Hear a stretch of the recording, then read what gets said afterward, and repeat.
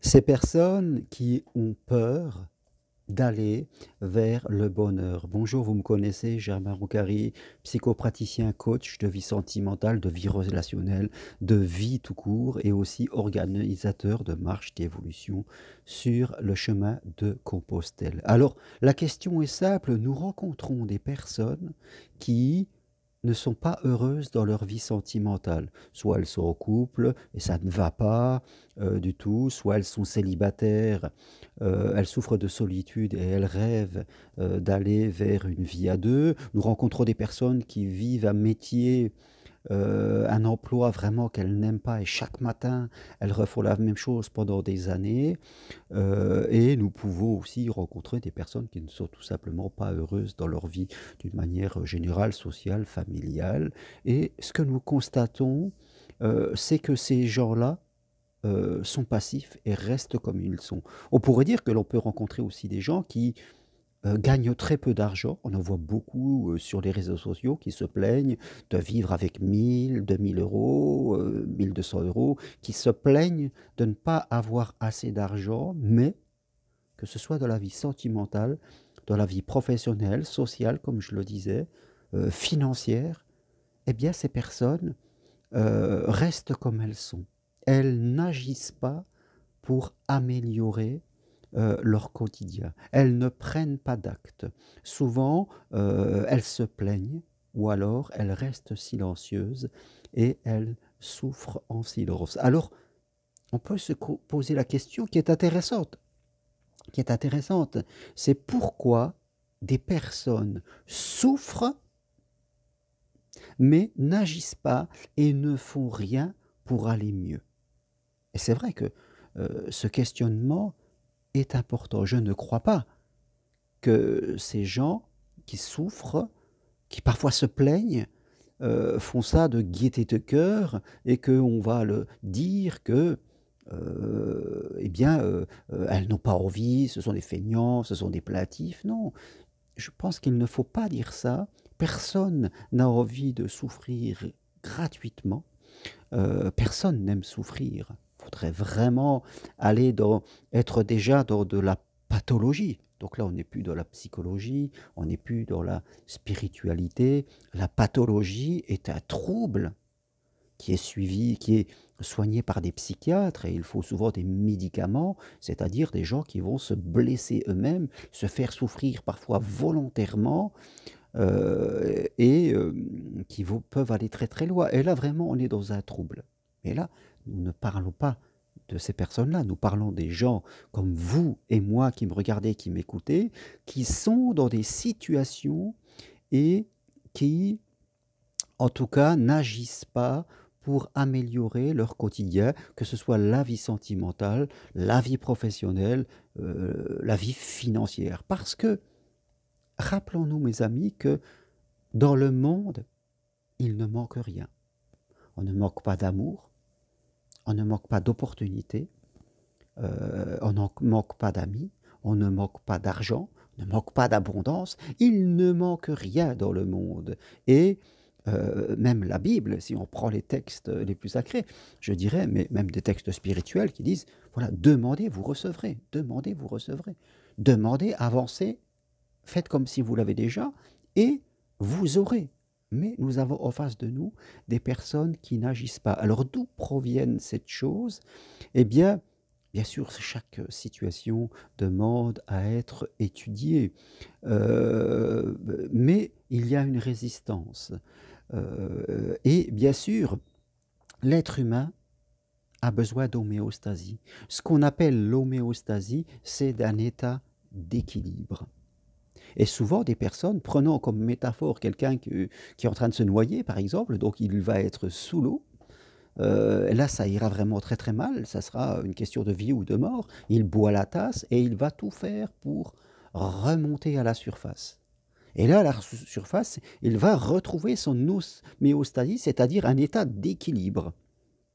Et après, il pourrait marcher jusqu'à la plage, où là, vraiment, il serait dans la vie qu'il veut, dans son bonheur. Mais non, la plupart de ces gens s'arrête à la première étape, c'est-à-dire l'homéostasie, l'état d'équilibre. Et c'est vrai que l'être humain est ainsi, il a ce besoin d'équilibre, et quand on a tendance à souffrir, c'est la première étape qu'on va faire, on va trouver un équilibre et beaucoup de gens s'arrêtent là.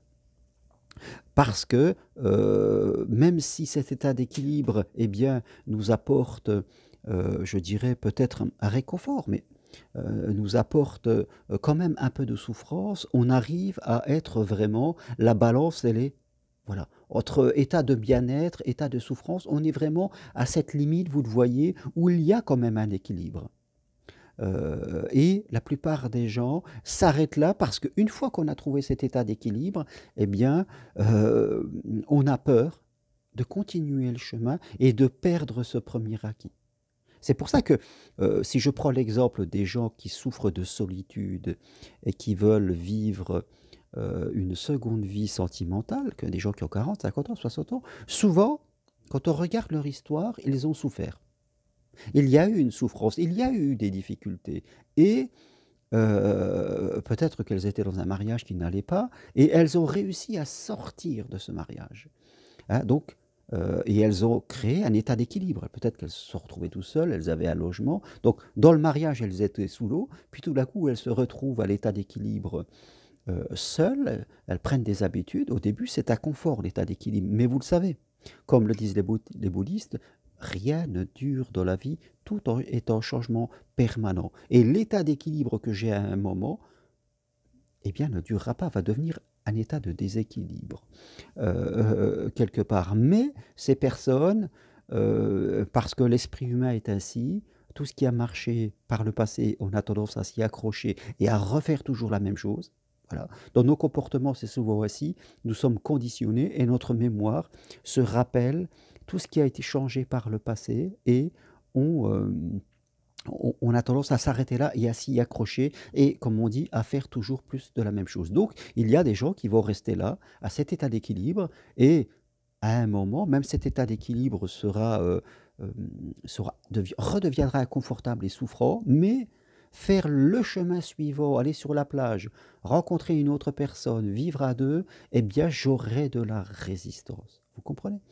Il y a peut-être des gens qui vivent avec peu d'argent, voire qui ont été dans les dettes et qui ont réussi à faire quelque chose, à trouver un état d'équilibre avec un salaire à 1000, 1002, 1005 euros. Et là, ils vont vivoter, mais le chemin qu'il reste à faire, le chemin qu'il reste à faire, mes amis, pour aller vers vraiment l'abondance qui m'attend, ce que je désire, que ce soit l'argent, que ce soit l'amour ou toute autre chose, eh bien, je ne le fais pas. Parce que je m'arrête à cette première étape et que je prends ça pour une gare définitive, alors que c'est une première étape. Vous voyez, dans l'évolution, quand on n'est pas bien, on va passer, on est dans un état de souffrance, donc, mais on ne va pas aller souvent directement à l'état, je dirais, de spiritualité, l'état superbe. On va passer par une étape qui est un état, l'étape d'homéostasie, l'état d'équilibre, euh, comme une pause, je dirais, et après, il faut continuer le chemin. Mais ce chemin ne se fait pas d'une traite. Et beaucoup de gens, malheureusement, s'arrêtent à cette étape-là. Après, certains, quelques années après, c'est souvent le cas de personnes qui viennent marcher sur le chemin de Compostelle, elles se remettent en route plus tard parce qu'elles comprennent que leur état d'équilibre du moment, eh bien, ne convient plus. Parce que vous évoluez aussi. Hein, peut-être que, si je reprends toujours l'exemple de la vie sentimentale, vous étiez dans un mariage très difficile, vous avez réussi à vous en sortir, vous vivez seul, et vous en êtes content, c'est très bien. Au début, c'est vrai que c'est super. Et puis après, au bout de quelques années, ça ne va plus encore une fois. Cet état, on ne le supporte plus, mais on a tendance à s'y accrocher parce que jusqu'à présent, ça nous a plu. Donc votre cerveau va se remémorer que ça a été, et votre cerveau peut se tromper à croire que je vais retrouver, il faut que je retrouve le bonheur que j'avais avant. Mais la vie ne revient jamais en arrière, on ne retrouve pas le bonheur qu'on avait avant, et à ce moment-là, il faut se remettre en route. Et si on ne se remet pas en route, eh bien, on va, je veux dire, notre état d'homéostasie, d'équilibre, va devenir de plus en plus déséquilibré.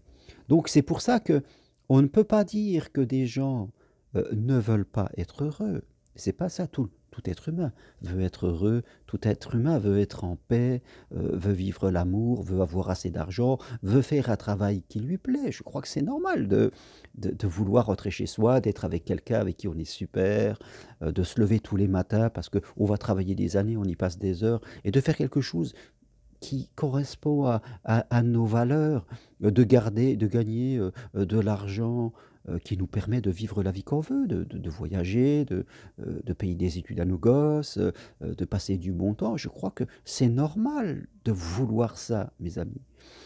Et le monde, il est prêt à nous le donner. Il est prêt à nous le donner, ça ne manque pas. C'est même en surplus, je vous dirais, quelque part. Et ceux qui l'ont, eh bien, ils ont fait l'entièreté du chemin. Mais il y a un certain nombre de personnes, et peut-être vous qui m'écoutez, qui se sont arrêtés à la première étape, c'est celle de l'homéostasie, de l'état d'équilibre.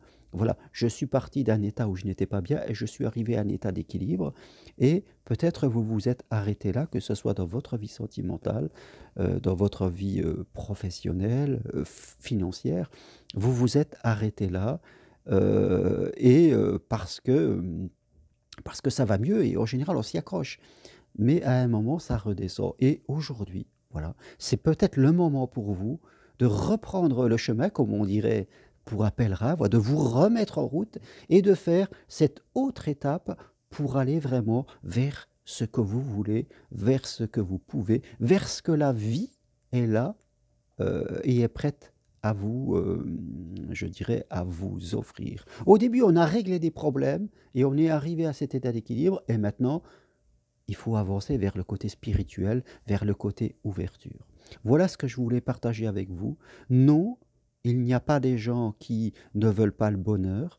Tout le monde veut le bonheur, comme je dis. Il y a seulement des personnes qui ont fait le premier point et qui doivent se remettre en route pour continuer leur pèlerinage intérieur, leur pèlerinage personnel. Voilà ce que je voulais partager avec vous. Si vous voulez prendre rendez-vous avec moi, eh bien, toutes les infos pour me contacter sur la fiche qui suit cette vidéo ou sur mon site germainrocari.com. Rendez-vous possible en visioconsultation à distance par Skype, WhatsApp, téléphone.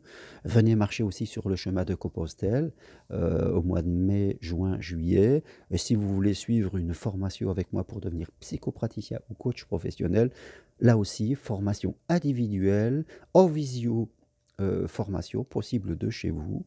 Voilà, n'hésitez pas à m'écrire et je me ferai un plaisir de vous renseigner. Voilà, continuez votre chemin, investissez sur vous et vous verrez que l'univers vous récompensera parce qu'il est là pour cela. Hier encore, j'ai quelqu'un qui m'a écrit pour une marche et elle s'est étonnée que ça soit gratuit. Eh bien, gratuit, je ne sais pas pourquoi ça serait gratuit, parce qu'il y a des gens comme moi qui passent des heures et des heures à, je dirais, à travailler, à préparer ces marches, à m'y investir, à accompagner les gens, parce que quand je marche avec les autres, je les accompagne personnellement.